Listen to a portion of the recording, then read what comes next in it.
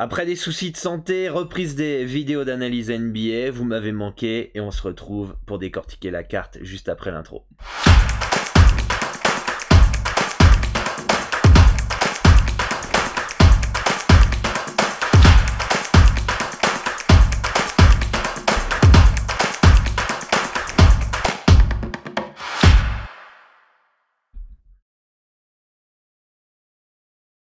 Salut à tous, c'est Dorado, votre expert en paris sportif, spécialiste basket pour une nouvelle émission. Vous le savez, sur cette chaîne YouTube, on décortique chaque rencontre NBA pour vous aider à faire vos pronostics, vous permettre de confronter vos analyses aux miennes. J'espère que vous avez la forme.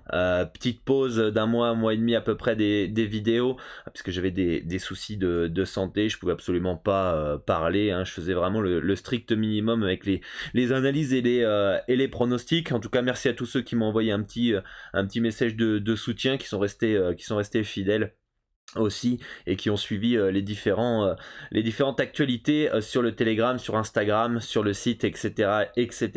Donc merci à tous. On a 12 matchs ce soir en NBA. Si vous êtes nouveau, n'hésitez pas à vous abonner à la chaîne, d'activer la cloche des notifications pour ne louper aucune des prochaines vidéos d'analyse. Pensez à télécharger votre guide, il est totalement gratuit. Alors c'est un guide que j'ai créé en début de saison pour tous ceux qui veulent se mettre à la NBA, connaître un petit peu plus les équipes, les principaux départs, arrivées, etc. Et en téléchargeant ce guide, le lien est dans la description. Vérifiez bien vos spams, vous participez automatiquement à une formation NBA où je vous partage comment j'analyse, comment je détermine un handicap, comment les sites que j'utilise aussi, les outils, etc., les pièges à éviter. Bref, tout ça pour vous aider à faire du bénéfice en NBA. Vous êtes déjà plus de 1400 à avoir suivi cette formation et vous m'envoyez beaucoup de messages en privé pour me dire que cette formation vous a grandement aidé, et donc ça fait plaisir. N'hésitez pas aussi à rejoindre le Discord, le lien est dans la description, pour échanger avec l'ensemble de la communauté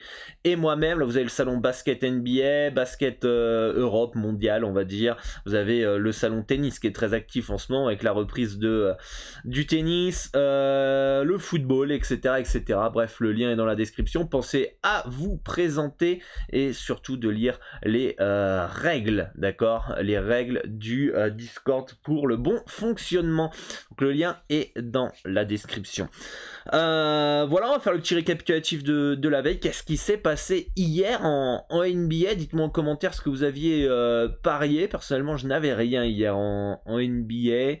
On a Phoenix qui fait le taf, qui s'impose face à Détroit.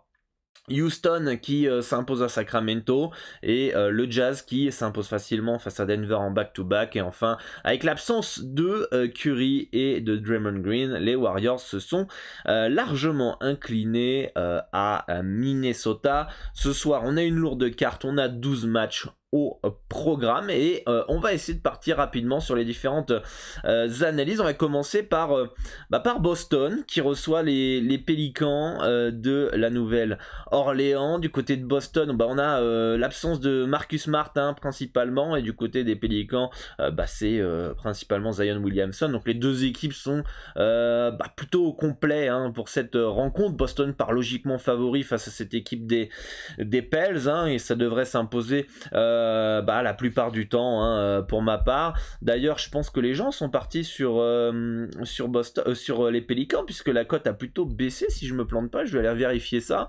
Je crois qu'elle était autour de 5,5-6 à son ouverture.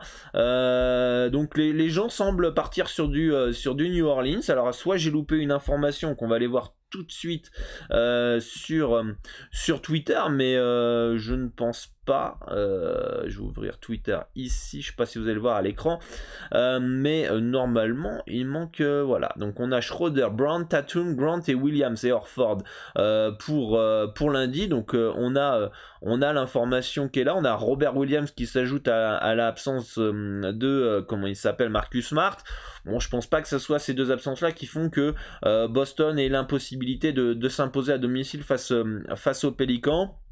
Pour ma part, ça me semble toujours bien placé. J'avais mis un handicap de moins 5,5 pour Boston. Dans ma tranche de nos bêtes, on a un moins 4,5. Il faudrait que ça baisse encore un petit peu, Boston, que les gens aient encore sur du Pélican pour qu'on ait un petit handicap pour les Celtics. Je pense qu'ils peuvent clairement s'imposer face à cette équipe de la New Orleans, très irrégulière, qui a du talent, qui peut, alors attention à Valanciunas qui peut faire mal dans la raquette, mais il va falloir faire quand même un très bon match pour les Pels pour aller s'imposer à Boston. S'ils sont aussi bas au classement et assez irréguliers, c'est pas pour rien, c'est pas pour aller faire un gros match à Boston et s'imposer la plupart du temps. Donc je pense que les Celtics devraient s'imposer dans cette partie. New York face à Charlotte, ça c'est la deuxième affiche. Kemba Walker, je viens de le voir, est forfait pour cette rencontre, donc il n'affrontera pas son ancienne équipe des Hornets. New York est outsider, si on peut voir, outsider à la maison face aux Charlotte Hornets. Est-ce que c'est étonnant? J'ai envie de dire oui et non. Oui, parce que dernièrement New York a été plutôt intéressant et costaud à la maison. Non, parce que Charlotte est une équipe très casse-couille à jouer et que si tu les laisses imposer leur tempo, et tu vas vite avoir du mal à suivre le rythme offensif. Charlotte est une très bonne attaque, mais une horrible défense. Donc, si Charlotte impose son tempo, j'ai du mal à voir New York réussir à tenir vu leur irrégularité notamment en attaque cette année. Donc la victoire de Charlotte serait assez probable. Après les Knicks, c'est l'année dernière une des meilleures défenses, si ce n'est la meilleure défense de la NBA. Ils sont capables de défendre. Donc si les Knicks arrivent à stopper le tempo, à mettre un faux rythme, etc., je pense qu'ils sont capables de s'imposer. Est-ce qu'on a une value sur Charlotte ? Je sais pas. J'ai pas le sentiment que ça soit la value de l'année, les Hornets à 1,934 à New York, à l'extérieur, quand on sait que le Madison Square Garden, il peut booster les Knicks. Kemba Walker pas là, Derrick Rose pas là, c'est plutôt gênant à la main. Mais on a vu qu'ils ont été capables de gagner sans eux ces derniers temps, notamment face à Boston cette année. Il n'y a pas si longtemps avec un tir à la dernière seconde de RJ Barrett.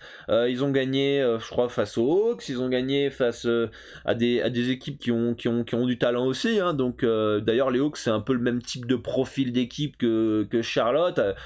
Très forte attaque, mais mauvaise défense. Donc, difficile de trancher quoi. Moi je pense que ça peut être un match casse-couille pour les Knicks, mais de là à les enterrer et partir tête baissée sur les Hornets, non merci. Donc là je suis un petit peu le cul entre deux chaises, je sais pas trop sur quel pied danser. Je sais que Charlotte peut être casse-couille clairement, et je serais pas étonné qu'ils gagnent, et pourquoi pas facilement à New York si l'attaque est au rendez-vous, comme je serais pas étonné que ça choque un petit peu et que les Knicks à domicile profitent de son parquet pour s'imposer. Donc dites-moi en commentaire là ce que vous en pensez vous de cette rencontre. Vous êtes plus Charlotte, plus New York? Moi, difficile de me prononcer. Pour moi, ça me semble un match qui peut partir dans tous les sens. Donc un beau no-bet. Un beau no-bet dans ce match-là. À voir comment évoluent les codes. Si à un moment tout le monde part sur Charlotte, peut-être que les Knicks seront un petit peu abusés. Et inversement, si les gens vont sur du Knicks, peut-être que Charlotte deviendra intéressant. Proche du la closing odds. Washington qui reçoit Philadelphie avec le potentiel retour de Bradley Beal. Ça, ce serait une bonne nouvelle parce que Washington est quand même une équipe assez irrégulière. On peut voir que Bradley Beal est incertain ce soir pour cette rencontre. Alors ça fait hyper longtemps qu'il est sorti du Covid protocol. Ça doit faire une semaine qu'on attend son retour, une semaine qu'il ne joue pas. Les Wizards ont réussi à s'imposer face au Magic. Par contre, ils se sont fait violer par Portland, malgré un petit sursaut d'orgueil. C'est quand même moche quand t'as pas McCollum et t'as pas Damian Lillard du côté de Portland, tu perds chez toi. Ça me paraît quand même assez dégueulasse comme défaite. Donc je m'attends quand même à ce que le retour de Bradley Beal apporte un peu plus de sérénité en attaque, un peu plus de sérieux quand même du côté des Wizards. En face, on a Philadelphie qui est porté par Joel Embiid cette année. D'ailleurs, il était incertain lors du dernier match, je crois qu'il a joué, donc là on peut le voir qu'il est pas en game time decision, donc on peut voir qu'ils sont à peu près au complet. Il y aurait juste Danny Green qui serait pas là du côté avec Thibault et Milton, Simmons du côté des Sixers. La présence de Bill va changer beaucoup de choses. Je pense que si Bill est là, je pense que les Wizards peuvent gagner. Les Wizards peuvent gagner, ça peut se tenter. À 2,31, ça fait combien en termes de probabilité ça hop, hop, hop, hop, hop. Ça nous fait du 43% de probabilité pour les Wizards de s'imposer, 57% du côté des Sixers à l'extérieur. Je pense que les Wizards ont un coup à jouer si Bill est là. Ça c'est mon avis sur cette rencontre. Donc on va être attentif à cette information, notamment sur Twitter ou sur le Discord, sur cette information de Bradley Beal. On va essayer d'aller un peu vite parce qu'il y a beaucoup de matchs. Brooklyn face à Cleveland. Brooklyn qui a perdu Kevin Durant lors du dernier match, qui va manquer quelques matchs et quelques semaines même, donc ça c'est une grosse mauvaise nouvelle pour les Nets. On a Kyrie Irving qui retourne à Cleveland, on sait qu'il peut jouer uniquement les matchs à l'extérieur, si je ne me trompe pas, après avoir les règles dans les différents états, les lois dans les différents états. Paul Millsap qui est forfait pour les Cavaliers, Claxton qui est incertain pour comment s'appelle les Nets. Et on a enfin le retour potentiel de Aldridge qui était mis au repos lors du dernier match. Du côté de Cleveland, c'est une superbe saison que fait les Cavs, mais on a Rondo, Rubio, Sexton pas là. Alors ça n'a pas empêché les Cavs de s'imposer 4 victoires de suite en road trip à l'extérieur sur la côte ouest. Ça c'est très fort du côté de Cleveland. Ça veut dire que même l'absence de Rubio ne les empêche pas de bien jouer au basket parce qu'il y a des fondations, parce qu'il y a un bon collectif. Donc on peut s'attendre à un match piège du côté des Nets avec les absences, avec le bon collectif de Cleveland, et on peut constater, voir que Cleveland est favori à domicile face aux Cavs privés, donc en face des Nets de KD, de Millsap, etc.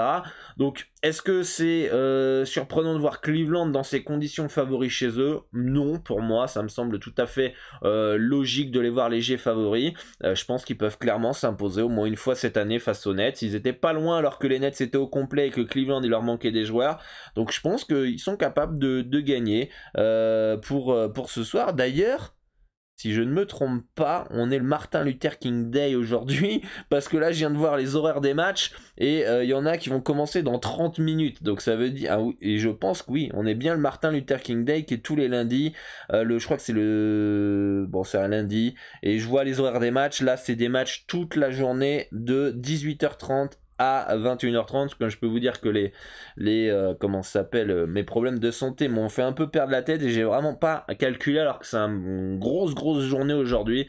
J'ai même pas tilté. On va essayer d'aller vite parce que sinon vous n'aurez pas forcément le temps de voir la vidéo. Donc pour moi, Cleveland devrait s'imposer. Ça me semble plutôt bien placé quand même malgré tout en termes d'handicap, mais je penserais plus sur une tendance Cleveland. Les Clippers qui reçoivent les Pacers. Alors celui-là, ce match-là, il m'inspire pas trop. Des absences majeures des deux côtés, un match qui peut partir dans les deux sens. Indiana hyper irrégulier, Clippers 1,86 à l'extérieur à Indiana, dans une salle qui est compliquée, avec un Sabonis qui peut faire toujours des gros matchs, etc. Ça me plaît absolument pas, donc c'est un beau no-bet cette rencontre qui pue le piège et qui pue le traquenard. Donc pour moi c'est no-bet dans ce match-là. Memphis face à Chicago, Memphis en forme en ce moment, mais bon, ils ont perdu la dernière fois face à Dallas. C'était une configuration de match assez compliquée avec un troisième match en 4 jours back-to-back. Chicago qui a perdu Zach LaVine lors du match face à je sais plus qui, je crois que c'est Golden State, mais je suis pas sûr, et va manquer quelques matchs. C'est pas très grave du côté de Chicago, et pour Zach LaVine tant mieux pour eux.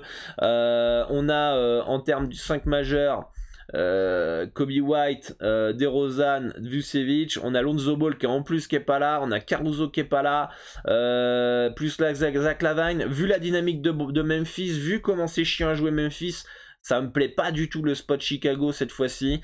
Memphis devrait s'imposer. Après de là, ce qui est la value sur un moins 8,5, je le trouve quand même un poil abusé. On a vu que Boston a eu du mal quand même face à Chicago. Je pense que Memphis, pour passer un âge de moins 8,5, va falloir faire un très gros match. Donc pour moi, ça me semble très bien placé. Je vois une victoire des Grizzlies. Donc pourquoi pas dans un combo recomposé. Elle est où la cote? Elle est là. 285. Mais en tout cas, Atlanta, pour moi, le moins 8,5 me semble plutôt bien placé et assez dangereux, mais dans les deux sens, que ce soit pour Chicago ou Memphis. Chicago peut très bien lâcher cette rencontre au vu des absences, ou du moins si les Grises, comment dire, partent avec une grosse avance, je suis pas si sûr que ça, que on ait les Bulls qui fassent tout pour remonter. Grosse info qui vient de tomber, la Melo Ball incertain face aux Knicks ce soir, donc tout de suite, est-ce qu'on va repencher du côté des Knicks ici? Potentiellement oui, donc attention pour les différentes infos, surveillez bien les différentes news qui peuvent tomber, notamment, moi j'utilise principalement Twitter et certains sites que je vous enseigne dans ma formation NBA, le lien est dans la description et c'est totalement gratuit. Atlanta face aux Bucks de Milwaukee. Atlanta, c'est décevant Atlanta. Les Hawks finalistes de conférence l'année dernière qui se retrouvent fortement en danger pour peut-être ne pas se qualifier en playoff alors qu'ils ont la même effectif, c'est quand même incroyable. Et ce qui rend la NBA difficile cette année, c'est que les cartes sont vraiment très redistribuées, en plus du Covid, en plus de certaines blessures. Bon, les blessures on a tous les ans, mais là cette année, si on prend le classement, on a Indiana, Boston, New York, Atlanta, 4 équipes qui étaient potentiellement playoffables, qui sont au fond du classement et qui vont peut-être devoir jouer le play-in, et ça va être assez compliqué la qualif en playoff pour certains d'entre eux. Donc déjà ça rend la difficulté de la NBA, où certaines équipes qu'on attendait ne répondent pas présentes, des équipes qu'on n'attendait pas, ils répondent présents. Washington, Cleveland, bon, Charlotte, on s'attendait une progression. Philadelphie avec le show Ben Simmons qui veut partir, machin, nanana, c'est jamais bon pour entamer une saison, et pourtant ils sont bien là. Des Miami Heat qui l'année dernière était très décevant, ils gardent la même équipe. Adebayo, Butler pas là quasiment toute la saison, ou une grande partie, les mecs ils sont deuxième, voilà, et puis on rajoute le Covid et ça rend quand même cette saison NBA assez compliquée à déchiffrer, mais bon, on continue, peut-être que ça paiera sur le long terme, mais en tout cas faites attention à tout ça. On a donc Atlanta qui est très décevant, qui reçoit Milwaukee. Alors ça, c'est du Atlanta tout craché, d'être sur 10 défaites d'affilée et de taper le champion chez eux. On sait pas pourquoi, ils se sont fait ridiculiser par New York, par Miami, etc. Et là on sait pas pourquoi les mecs ils vont se réveiller face aux champions NBA, les Bucks de Milwaukee, alors que si t'arrives pas à battre, je crois qu'ils ont même pas réussi à battre Orlando chez eux, j'exagère peut-être, mais je sais plus contre qui ils ont perdu contre des équipes qui devaient gagner normalement.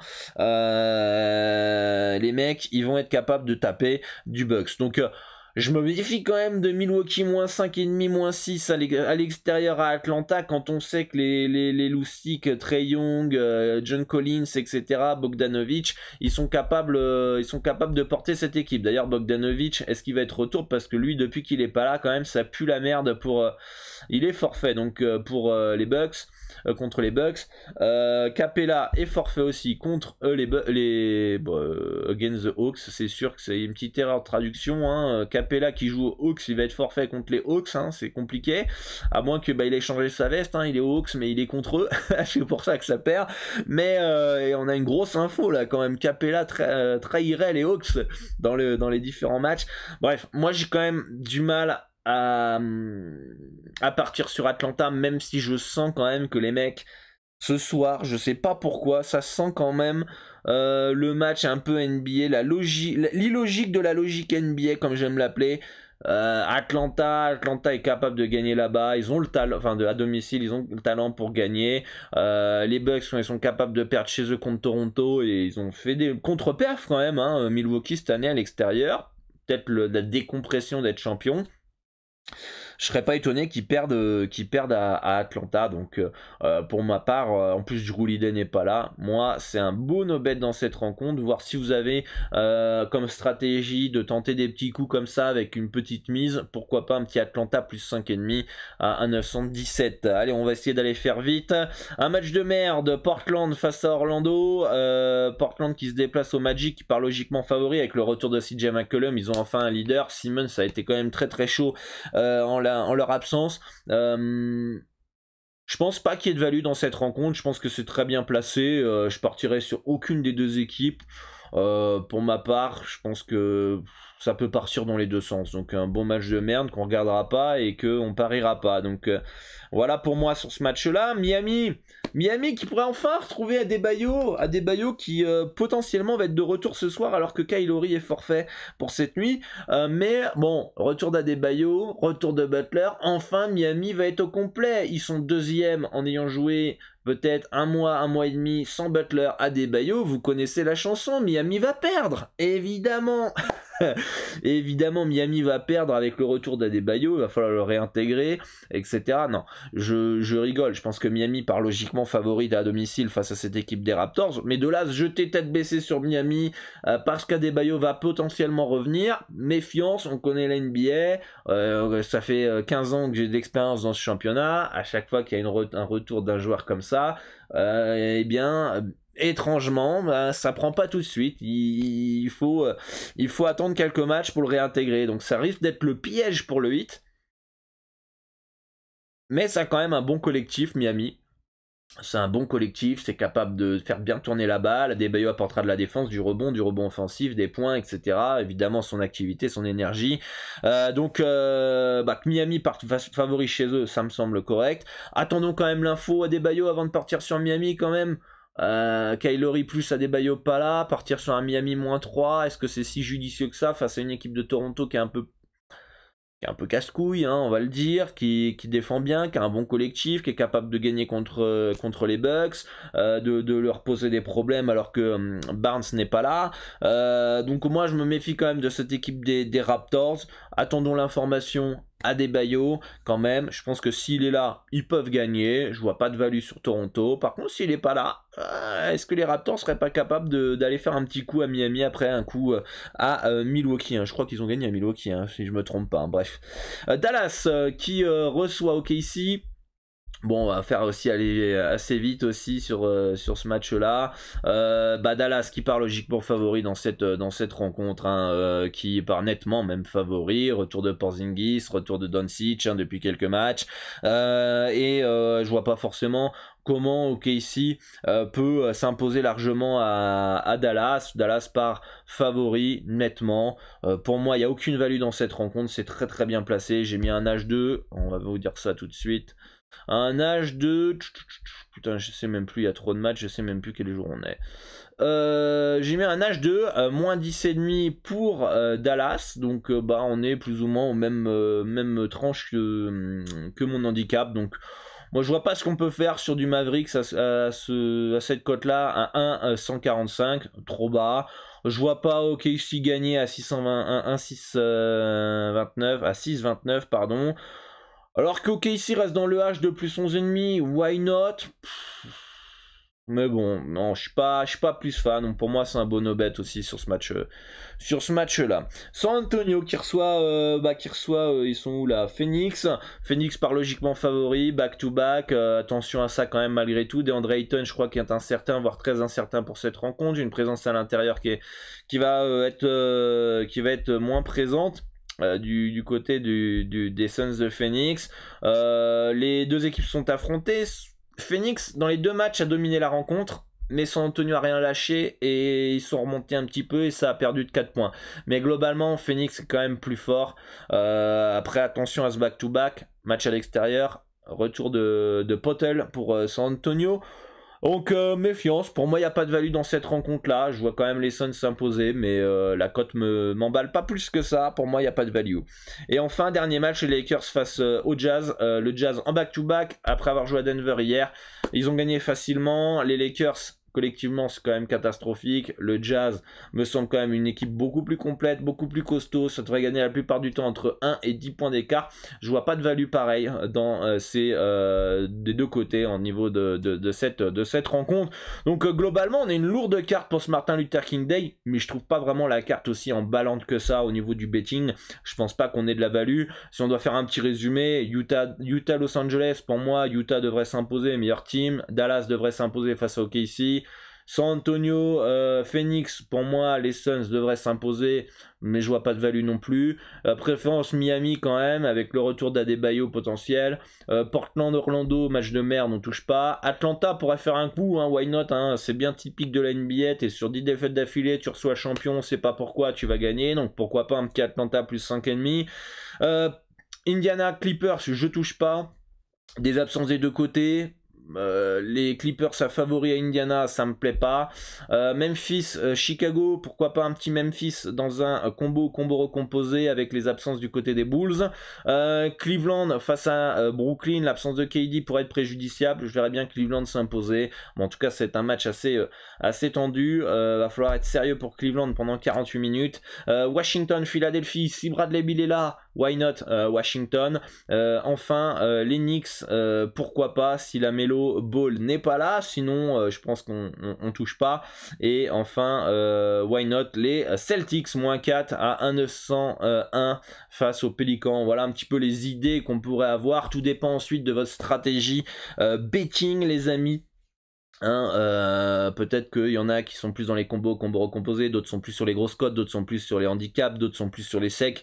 Bref, voilà un peu mon avis de la carte. Vous le savez, ces vidéos sont là pour vous donner mon avis, mes analyses, vous permettre de confronter vos analyses aux miennes, essayer de vous donner des guides dans vos pronostics, mais respectez bien votre stratégie, ne soyez pas un peu évasif comme ça. Bon, je vais regarder la vidéo, qu'est-ce qu'il y a à bête? Non, il faut que vous ayez déjà votre stratégie mis en place, que vous soit vous testez, soit elle est déjà en place, et ça vous permet de vous guider, parce que on va pas forcément tout vous donner sur un plateau malheureusement, et voilà, donc respectez bien votre stratégie et votre money management. Ça sert à rien de il a dit que je sais pas les Grizzlies allaient gagner, je vais mettre 200 balles alors que vous pouvez pas mettre 200 balles, vous n'avez pas la bankroll, vous n'avez pas les moyens, et ensuite derrière si les Grizzlies perdent, être là en PLS et venir insulter, je refais un petit récapitulatif pour tous les nouveaux qui peuvent arriver sur la chaîne. Ici on est là pour investir notre argent dans les paris sportifs et voir long terme. On n'est pas là pour gambler, pour s'amuser, faire des combos de la mort, etc. Il y a des milliards de pages, il y a des milliards de sites. C'est pas ici, c'est pas la formule de la maison. Donc voilà, si vous recherchiez ça, vous pouvez tout de suite quitter la chaîne YouTube. Un grand plaisir de vous avoir aidé. Si vous souhaitez rester, vous aimez le discours, vous aimez le travail, eh bien abonnez-vous à la chaîne et activez la cloche des notifications.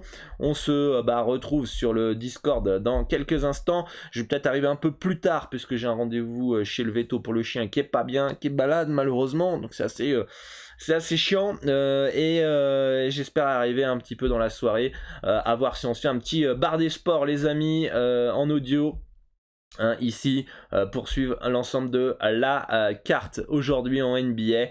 Bonne chance à tous, dites-moi en commentaire ce qui vous intéresse, et je vous dis à demain pour une nouvelle émission. Ciao ciao.